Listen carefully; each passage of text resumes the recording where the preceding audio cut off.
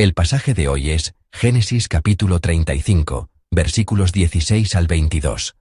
Leamos juntos. Después partieron de Betel, y había aún como media legua de tierra para llegar a Efrata, cuando dio a luz Raquel, y hubo trabajo en su parto. Y aconteció, como había trabajo en su parto, que le dijo la partera: No temas, que también tendrás este hijo. Y aconteció que al salírsele el alma, pues murió, llamó su nombre Benoni, mas su padre lo llamó Benjamín. Así murió Raquel, y fue sepultada en el camino de Efrata, la cual es Belén. Y levantó Jacob un pilar sobre su sepultura. Esta es la señal de la sepultura de Raquel hasta hoy. Y salió Israel, y plantó su tienda más allá de Migdal-edar. Aconteció que cuando moraba Israel en aquella tierra, fue Rubén, y durmió con Bila la concubina de su padre, lo cual llegó a saber Israel. Ahora bien, los hijos de Israel fueron 12. Amén. En esta mañana meditaremos en la gracia de Dios bajo el título Raquel muere y Rubén pierde la primogenitura. Estamos meditando en el último pasaje de la historia de Jacob. Jacob fue un hombre que experimentó muchísimas pruebas y dificultades en su vida. En comparación, la vida de su padre Isaac fue muy tranquila. Se casó sin problemas y, a excepción del incidente de los pozos, vivió una vida tan serena que apenas tuvo crisis o dificultades. Por otro lado, no sería una exageración decir que toda la vida de Jacob fue una aventura. Fue un hombre que experimentó constantemente cosas que la mayoría de las personas apenas vivirían una vez, y logró superarlas. Cuando decimos que superó, es importante para nosotros como creyentes entender qué fue lo que superó. No se trata simplemente de una victoria en la que luchó y venció a Esaú o a Labán. Cuando decimos que la vida de Jacob fue una vida de victoria, de triunfo, nos referimos a una victoria sobre sí mismo. Fue una vida de lucha contra sus propias limitaciones, y al superarlas, creció y maduró en su camino de fe. El pasaje de hoy nos lleva de la alegría a la tristeza, y de la tristeza, finalmente, a la ira. Y estas emociones se entrelazan de una manera contradictoria. Primero, la alegría. Ha nacido un hijo. Leamos juntos los versículos 16 y 17. Después partieron de Betel, y había aún como media legua de tierra para llegar a Efrata, cuando dio a luz Raquel, y hubo trabajo en su parto. Y aconteció, como había trabajo en su parto, que le dijo la partera: No temas, que también tendrás este hijo. Amén. Raquel está dando a luz a su segundo hijo. Este segundo hijo era precisamente lo que había anhelado después de tener el primero. Cuando nació su primer hijo, Raquel lo llamó José. El significado del nombre José es que él añada.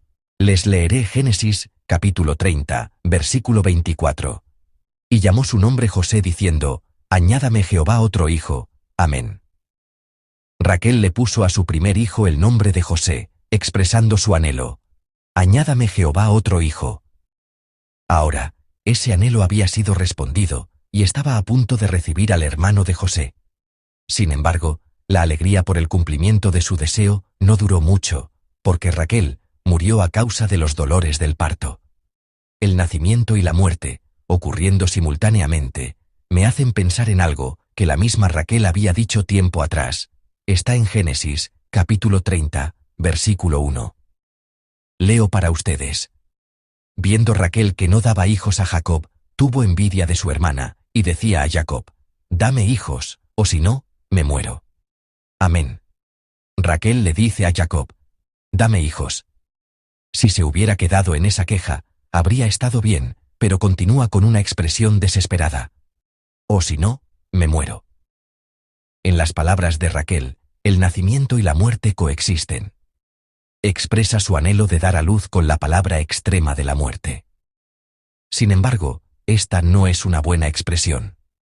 Nosotros también, en la vida, a veces decimos como un latiguillo: me muero por esto, o me muero por aquello. Este hábito de hablar negativamente no es bueno en absoluto. Ya que las palabras tienen poder, es mejor ser prudentes y abstenerse de usar un lenguaje negativo o extremo. Si pensamos en cómo se sentiría una mujer que no puede tener hijos, humanamente hablando, Las palabras de Raquel son más que comprensibles. Pero llegar a decir, me muero, mencionando la muerte innecesariamente, no es bueno. Es difícil afirmar que murió precisamente por esas palabras, pero tal como Raquel unió el anhelo del parto con la idea de la muerte, en su propia vida el parto y la muerte ocurrieron simultáneamente. La alegría de dar a luz se cruzó con la tristeza de la muerte. Antes de poder disfrutar plenamente de la alegría de tener un hijo, tuvo que enfrentar la tristeza de la muerte. Mientras moría, Raquel exclamó el nombre de su hijo, Benoni. Ben significa hijo, y Oni significa tristeza.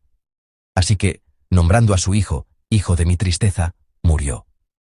Al oír este nombre, Jacob le puso al niño el nombre de Benjamín. Ben significa hijo, y Jamín significa mano derecha.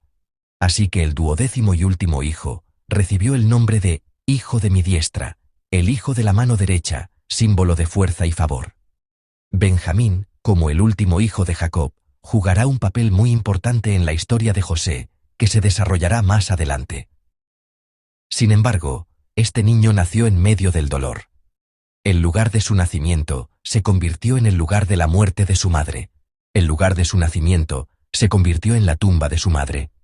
Por tanto, al pensar en su propio nacimiento, este niño no lo asociaría con alegría y bendición, sino con la muerte de su madre, lo que marcó su vida con una sombra de tragedia. Después de esta historia donde el nacimiento y la muerte se entrecruzan, ¿qué tipo de historia se desarrolla? Se desarrolla una historia muy desconcertante y extraña. Leamos juntos el versículo 22. Aconteció que cuando moraba Israel en aquella tierra, fue Rubén, y durmió con Bila la concubina de su padre, lo cual llegó a saber Israel, y fueron 12 los hijos de Jacob. Amén. El versículo 22 relata esta historia absurda de una manera muy sobria. Rubén fue y durmió con Bila, la concubina de su padre. Y nos dice que Israel, es decir Jacob, se enteró. Israel, al igual que en el incidente anterior con Dina, no muestra ninguna emoción. Simplemente permanece en silencio. ¿Por qué de repente Rubén comete tal acto? ¿Fue simplemente por un deseo sexual depravado? No necesariamente. De hecho, la razón puede ser mucho más compleja de lo que pensamos. En esta acción de Rubén hay una intención muy política. Para decirlo de manera concluyente, al hacer esto, Rubén está enviando un mensaje tácito. Yo soy el primogénito. Yo soy ahora el jefe de esta casa. Bila era la sierva de Raquel, no de Lea. La mujer que su padre amaba, Raquel, había muerto. Entonces, la preocupación en la casa se centró en quién ocuparía el lugar vacío de Raquel. Era muy probable que la sierva de Raquel fuera la primera opción. Si eso sucedía, Lea y sus hijos volverían a ser marginados. Lo que Rubén intentó impedir al acostarse con Bila fue precisamente esto. Para que su padre no llenara el vacío de Raquel con Bila, usó un método mundano y pecaminoso, tratando de forzar los acontecimientos. De esa manera pensó, su madre Lea podría ocupar el lugar de Raquel, y naturalmente, los hijos de Lea tomarían el control de la casa. Además, este acto puede interpretarse de otra manera. Fue un acto que reclamaba la autoridad de su padre. Un acto que demandaba el poder diciendo, yo soy ahora el jefe de esta casa.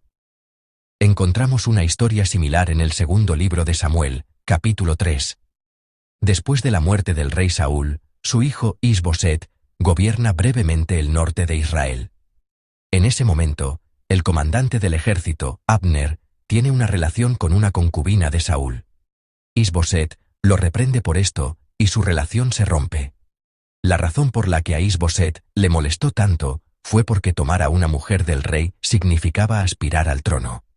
La casa de Jacob no era una familia real, pero tomar a la mujer del padre era como lanzar un mensaje tácito. La era del padre ha terminado. Ahora toda la autoridad de esta casa me pertenece. Este acto desconcertante que Rubén cometió, y que más tarde la ley condenaría como un pecado digno de muerte, parece estar relacionado con la política familiar. Fue su manera de consolidar su posición, una forma de decir, yo soy el primogénito. Pero queridos hermanos, Paradójicamente, por este mismo acto, Rubén es despojado de su primogenitura. La pierde por completo. Después de la historia de Jacob, no se desarrolla la historia de Rubén, sino la de José. No es Rubén el que anhelaba ser el primogénito, sino José, el penúltimo, quien se convierte en el centro de la historia. Justo antes de morir, Jacob bendice a sus hijos y revela claramente este asunto. Les leeré Génesis capítulo 49, versículos 3 al 4. Rubén, tú eres mi primogénito, mi fortaleza y el principio de mi vigor, principal en dignidad, principal en poder. Impetuoso como las aguas, no serás el principal, por cuanto subiste al lecho de tu padre. Entonces te envileciste, subiendo a mi estrado. Amén. Jacob lo recordaba claramente. Al final de su vida, cuando bendice a sus hijos, la bendición para Rubén se convierte en una maldición. No serás el principal. Su intento de imponerse como el primogénito resultó en su propia caída y ruina. Amados hermanos y hermanas en Cristo, el tema central de Génesis es la soberanía de Dios, el gobierno de Dios. En oposición a esa soberanía divina, siempre aparece la codicia humana. Raquel, en su desesperación, dijo que preferiría morir si no podía tener hijos. Y en el momento en que muere al dar a luz, no podemos evitar recordar sus propias palabras. Si no tengo hijos, me moriré. Ni el nacimiento ni la muerte suceden según la voluntad humana. Rubén comete un acto terriblemente pecaminoso y desconcertante para asegurarse la primogenitura. Pero, por ese mismo acto, pierde su derecho. No hay nada que se pueda lograr con la codicia humana. Debemos creer que Dios es quien lleva a cabo todas las cosas y confiarle nuestras vidas a Él. Ni el nacimiento, ni la muerte, ni el deseo de ser amado, ni el afán de obtener poder suceden según nuestra voluntad. Al contrario, cuando intentamos intervenir con codicia, solo obtenemos resultados desastrosos y contrarios a los que buscábamos. Amados hermanos, en este día, simplemente encomendémonos a Dios. Y tengamos mucho cuidado de no pecar por una codicia vana. Nuestro Dios desea darnos lo mejor. Confiemos en que Él nos dará lo mejor, esperemos en Él, y vivamos bajo su gobierno. Que hoy sea un día en el que permanezcamos en su dominio. Los bendigo en el nombre del Señor.